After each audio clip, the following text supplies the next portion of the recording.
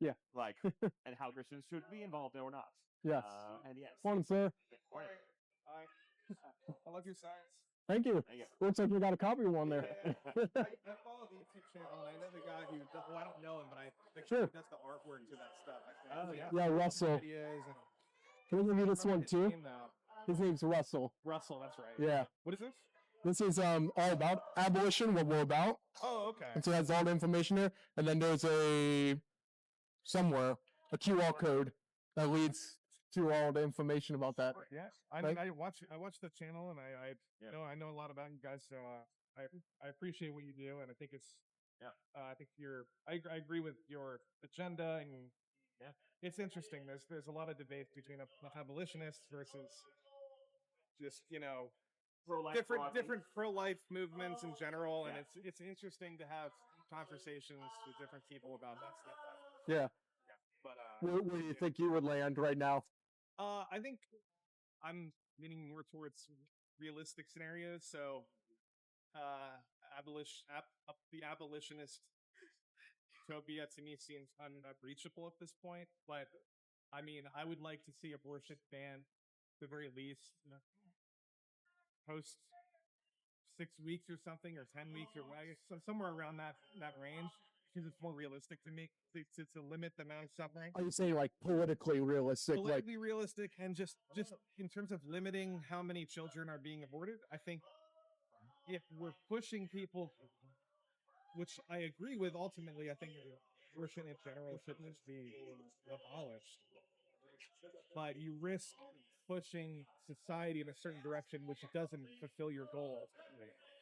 If you push too hard, and this is with other issues in general. I mean, gun control. I have the same exact opinions about. I'm okay with certain restrictions on guns. Ideally, I wouldn't want any restrictions on guns, but I'm okay with some because it brings people more unified together, so we can actually do something about it.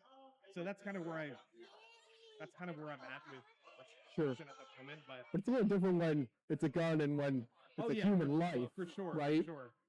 And so for sure. The Bible tells us not to have iniquitous decrees, not to, James tells us not to be partial. And so by doing that, we're being partial with the kids before 6 weeks, right? Right.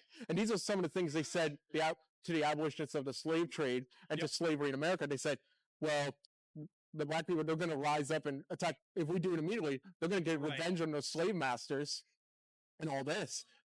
Well, they didn't, though. I mean, and they did. Ultimately, are you talking about?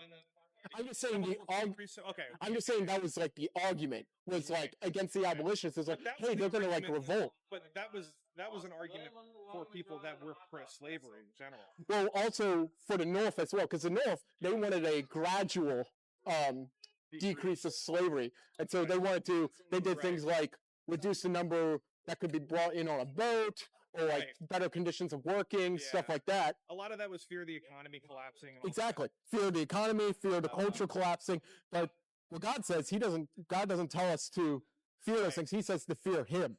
Yeah. And I agree with you. Ultimately, I think it should be completely abolished. I just don't.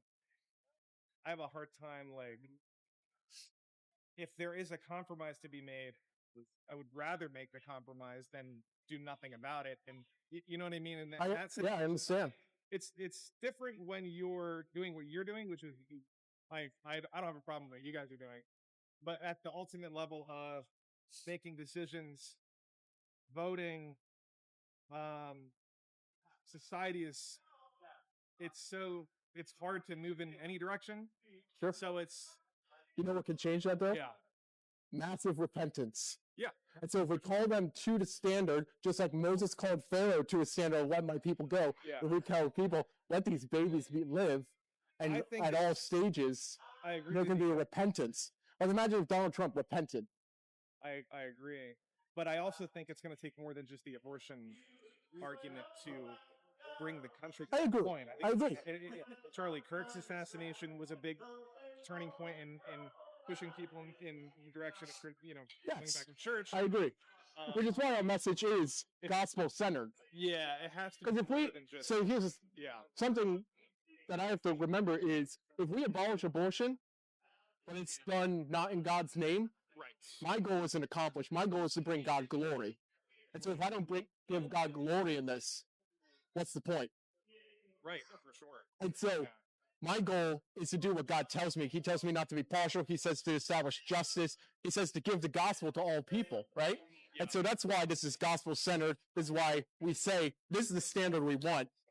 We're not going to try to gradually get there. So I love that. I appreciate it. yeah. Well, What was your name? I'm Sean. Sean? Yeah. I'm Nick. It's nice meeting you. I'm gonna go to Prince Street for a bit. I'll be back. Enjoy. I'll see you. All right. Have a great day, man.